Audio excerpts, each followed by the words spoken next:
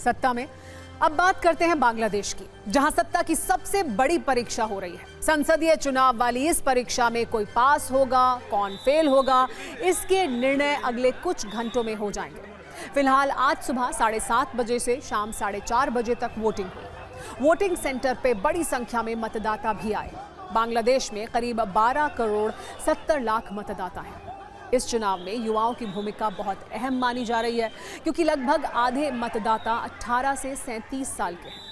45,70,000 मतदाता पहली बार वोट डाल रहे हैं। बांग्लादेश में अंतरिम सरकार के मुखिया मोहम्मद यूनुस ने वोट डाला। यूनुस के लिए ये चुनाव काफी महत्वपूर्ण है, क्योंकि परिणाम जो भी आए, इनकी सत्ता की समाप्ति का काउंटडाउन शुरू हो चुका है। बांग्लादेश चुनाव के बीच सबसे ज्यादा चर्चा की पूर्व प्रधानमंत्री खालिदा जिया के बेटे तारिक रहमान की हो रही है, जिन्हें सर्वे और रुझानों में बांग्लादेश के अगले प्रधानमंत्री के रूप में देखा जा रहा है। वैसे भी शेख हसीना की पार्टी आवामी लीग की गैर मौजूदगी में बीएनपी बांग्लादेश की सबसे बड़ी और पुरानी पार्टी है। बीएनपी अध्यक्ष तारिक रहमान भी आज वोट डालने गए और लोगों से मतदान की अपील की। बांग्लादेश में पिछले कुछ महीनों से जो हालात हैं, इसको देखते हुए आपके मन में सबसे बड़ा सवाल यही होगा कि बांग्लादेश में अगले कुछ घंटों में क्या होने वाला है। सत्ता का रिमोट किसके हाथ में जाने वाला है? सवाल है कि वहां रह रहे 1 करोड़ 31 लाख हिंदुओं का क्या होगा। ये सवाल कितना गंभीर है, इसे आप वोटिंग से कुछ देर पहले आई खबर से समझिए। एक तरफ बांग्लादेश में चुनाव हो रहा है, लोकतांत्रिक तरीके से वोटिंग के दावे किए जा रहे हैं, वहीं दूसरी ओर एक और हिंदू की हत्या की गई है। चुनाव से ठीक पहले एक और हिंदू युवक रतन साहूकार की हत्या कर उसका शव चाय के बागान में फेंक दिया गया। स्थानीय रिपोर्ट्स के अनुसार ये चुनावी हिंसा का परिणाम है। इससे पहले सोमवार को भी एक हिंदू कारोबारी की हत्या की गई थी। ऐसे में सवाल है कि बांग्लादेश में सत्ता तो बदलेगी, क्या हिंदुओं के हालात भी बदलेंगे? वहीं दूसरी तरफ बांग्लादेश की किस्मत लॉक हो चुकी है। वोटिंग खत्म होने के बाद अब काउंटिंग की जा रही है। बांग्लादेश के 36,000 वोटिंग सेंटर्स पर 47.91% मतदान हुआ।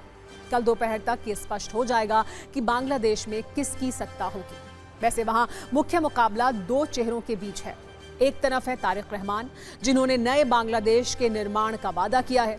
वहीं दूसरी तरफ जमाते इस्लामी के अध्यक्ष शफीकुर रहमान हैं, जो शरिया सरकार वाला सपना देख रहे हैं।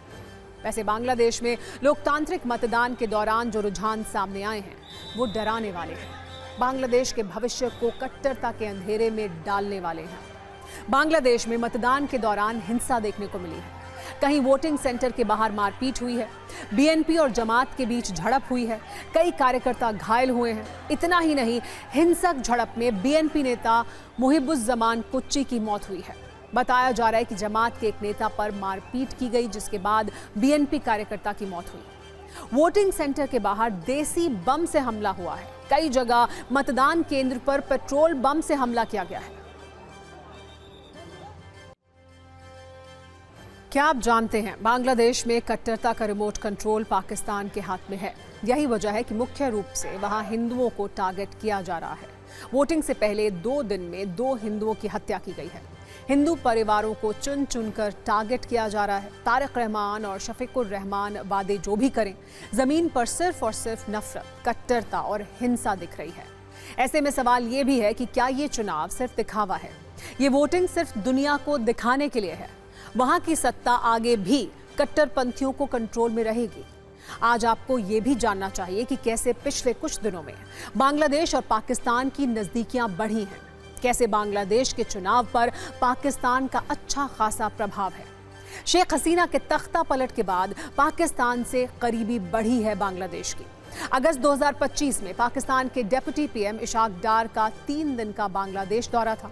इस दौरान सीक्रेट मीटिंग हुई थी। जमात के नेताओं के साथ इशाक डार ने सीक्रेट मीटिंग की थी। इतना ही नहीं, जनवरी 2026 से ढाका इस्लामाबाद के बीच सीधी उड़ानें एक बार फिर शुरू हुई। इतना ही नहीं, खबरें तो ये भी हैं कि आईएसआई के एजेंट बांग्लादेश चुनाव को प्रभावित करने के लिए 6 महीने से ग्राउंड पर मौजूद हैं। आईएसआई से जमात को फंडिंग भी मिली है। बांग्लादेशी मीडिया को पाकिस्तानी चैनल्स के जरिए पैसे मिले हैं। बांग्लादेश में अशांति फैलाने वाले सोशल मीडिया हैंडल पाकिस्तान से ऑपरेट हो रहे हैं। इन वजहों से बांग्लादेश में हिंदू और अन्य अल्पसंख्यक समुदायों में असुरक्षा का माहौल है।